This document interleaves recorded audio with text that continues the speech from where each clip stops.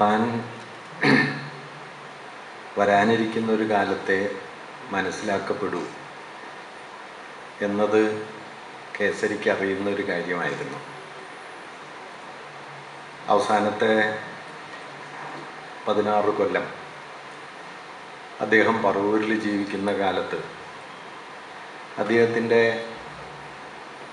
സന്തത സഹചാരിയായി അദ്ദേഹത്തോടൊപ്പം ഉണ്ടായിരുന്ന പറവൂർ ശിവൻ കേസരിയുടെ ഒരു ജീവചരിത്രം രചിച്ചിട്ടുണ്ട്.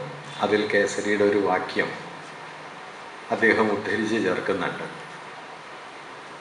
കേസരി പറയുന്നത്, എൻ്റെ മരണശേഷമേ ആളുകൾ എന്നെപ്പറ്റി മനസ്സിലാക്കി തുടങ്ങും. മരിച്ച് 3 വ്യാഴവട്ടം കഴിയുമ്പോൾ മികവുകളെക്കുറിച്ച് കുറേശ്ശെ ശ്രദ്ധിക്കാൻ തുടങ്ങും. 50 വർഷമാകുമ്പോഴേക്കും പ്രശസ്തനാവും.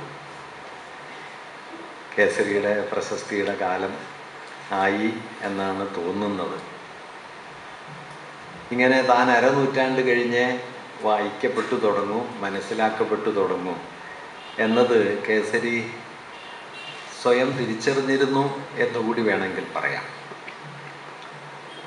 അദ്ദേഹം ജീവിതത്തിൻ്റെ അവസാന വേളയിൽ ബയോഗ്രഫിക്കൽ നോട്ട്സ് എന്ന പേരിൽ കുറച്ച് കുറിപ്പുകൾ തയ്യാറാക്കിയിട്ടുണ്ട്.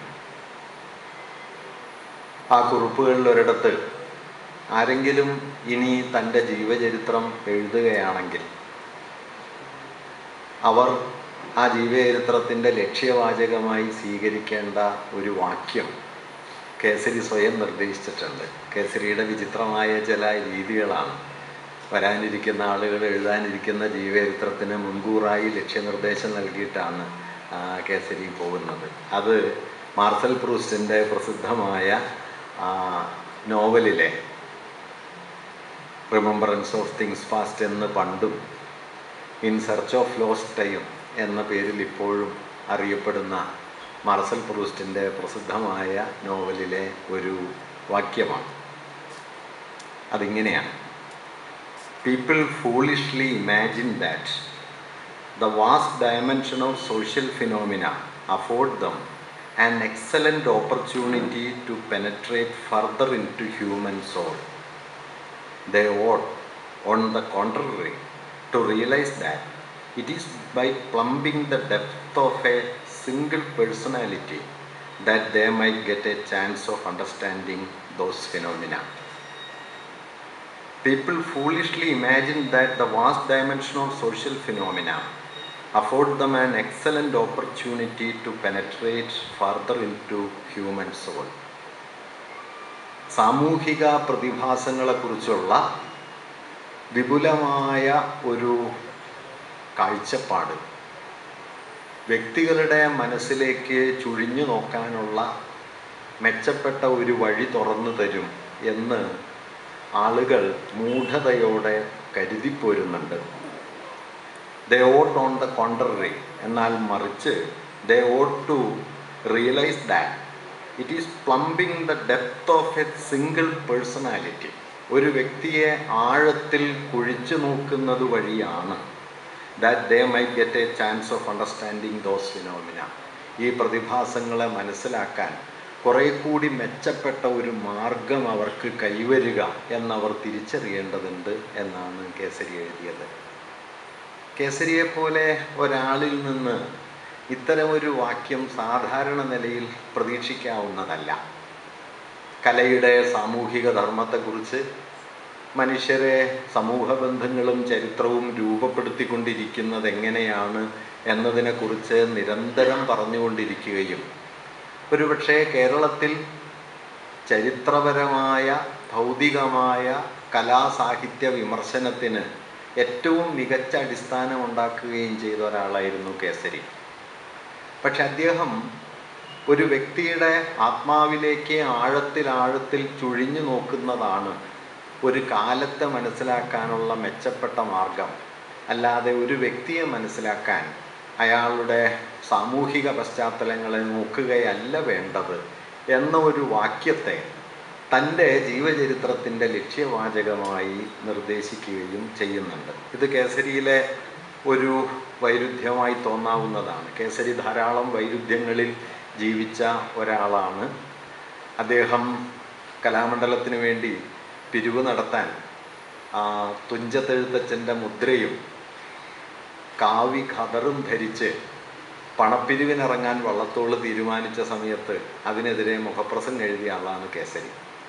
അതിൽ കേസരി പറഞ്ഞത്, ഈ കാവി എന്നത് മതത്തിൻ്റെ ചിഹ്നമാണ്, തുഞ്ചത്തെഴുത്തച്ഛനാകട്ടെ ഭക്തിയെ ആളുകളിലേക്ക് എത്തിച്ചൊരാളാണ്, തങ്ങളെ ചൂഷണം ചെയ്യുന്ന മതത്തെ, ആ മതബോധത്തെ ആളുകളിലേക്ക് പ്രചരിപ്പിച്ച ഒരാളുടെ മുദ്രയും വഹിച്ച് ആ സാമാന്യ ജനങ്ങൾക്കുള്ളിലേക്ക് തന്നെ, അടുത്തേക്ക് തന്നെ പണപ്പിരിവിനായി പോകരുത്. അതുപോലെ തന്നെ ഖദർ ധരിച്ച് പണപ്പിരിവിനിറങ്ങരുത്. ഖദർ ദേശീയ വസ്ത്രമാണ്, അത് കലയ്ക്ക് ദേശീയതയൊന്നുമില്ല, അതുകൊണ്ട് ഖദർ ധരിച്ച് പണപ്പിരിവിനിറങ്ങരുത് എന്ന് അദ്ദേഹം പറഞ്ഞിരുന്നു. എങ്കിലും കേസരി അവസാനം വരെ ഖദറാണ് ധരിച്ചിരുന്നത്. അതുപോലെ തന്നെ തനിക്ക് ഏറ്റവും പ്രിയപ്പെട്ട 4 വരികൾ അദ്ദേഹത്തോട് ഒരു ഇൻ്റർവ്യൂവിൽ ചോദിച്ച സമയത്ത് എഴുത്തച്ഛൻ്റെ മഹാഭാരതം കളിപ്പാട്ടിലെ വീണിതല്ലോ കിടക്കുന്നു ധരണിയിൽ ശോണിതവും അണിഞ്ഞയ്യോ ശിവശിവ എന്ന് തുടങ്ങുന്ന ഗാന്ധാരി വിലാപമാണ് താൻ വായിച്ചതിൽ ഏറ്റവും വിലപിടിച്ച, ഏറ്റവും മഹിമയുറ്റ വരികൾ. അതിൽ നിന്ന് 4 വരി മാത്രമായി തനിക്ക് വേറിട്ടെടുത്ത് പറയാൻ കഴിയില്ല എന്ന് അദ്ദേഹം പറയുകയും ചെയ്യുന്നുണ്ട്. ഇത് കേസരിയുടെ ഒരു വൈരുദ്ധ്യമാണ്. ഒരു ഭാഗത്ത് അദ്ദേഹം തുഞ്ചത്തെഴുത്തച്ഛനെ മതപ്രചാരകനായി വിമർശിക്കുന്നുണ്ട്, മറുഭാഗത്ത് അദ്ദേഹമാണ് ഏറ്റവും വലിയ കവി എന്ന് കരുതുന്നുണ്ട്. ഒരു ഭാഗത്ത് ദേശീയതയുടെ വസ്ത്രമായ ഖദർ ധരിക്കരുത് എന്ന് പറയുന്നുണ്ട്, മറുഭാഗത്ത് അദ്ദേഹം അത് ധരിക്കുന്നുണ്ട്. ഗാന്ധിജിക്കെതിരെ നിരന്തരം അദ്ദേഹം വിമർശനങ്ങൾ ഉന്നയിക്കുന്നുണ്ട്. പക്ഷേ ഗാന്ധിജിയുടെ ജീവചരിത്രം റൊമൈൻ റോളണ്ട് എഴുതിയത് പരിഭാഷപ്പെടുത്തി തൻ്റെ പത്രത്തിൽ പ്രസിദ്ധീകരിക്കുകയും പിന്നീട് അത് പുസ്തക രൂപത്തിൽ മലയാളത്തിൽ അവതരിപ്പിക്കുകയും ഒക്കെ ചെയ്യുന്നും ഉണ്ട്. ഇങ്ങനെ വൈരുദ്ധ്യങ്ങളുടെ നടുവിലാണ് താൻ ജീവിക്കുന്നത് എന്ന് കേസരി പ്രവൃത്തിയിലൂടെയും തെളിയിച്ചിട്ടുണ്ട്. അത് നമുക്ക് ഈ ആമുഖ പ്രസ്താവനയിലും വേണമെങ്കിൽ കാണാം. ഒരർത്ഥത്തിൽ ഞാൻ കരുതുന്നത് കേസരിയുടെ ഈ വാക്യം, ആ ഒരു വിശദീകരണം കേസരിയുടെ സമകാലികത എന്നൊരാശയവുമായി ബന്ധമുള്ളതാണ് എന്ന് കരുതുന്നു. സമകാലികത എന്ന് പറയുന്നത് വർത്തമാനകാലത്തിൽ ജീവിക്കലല്ല. നമ്മുടെ കാലത്തെ വലിയ ചിന്തകന്മാരിലൊരാളായ അകമ്പൻ കണ്ടംപററിനെസ്, സമകാലികത്വം എന്നൊരാശയം അവതരിപ്പിക്കുന്നുണ്ട്. അദ്ദേഹം സമകാലികതയെ വിശദീകരിക്കുന്നത് മറ്റൊരു നിലയിലാണ്. അദ്ദേഹം പറയുന്നത്, contemporariness is a singular relationship with one's own time which adheres to it and at the same time keeps a distance from it.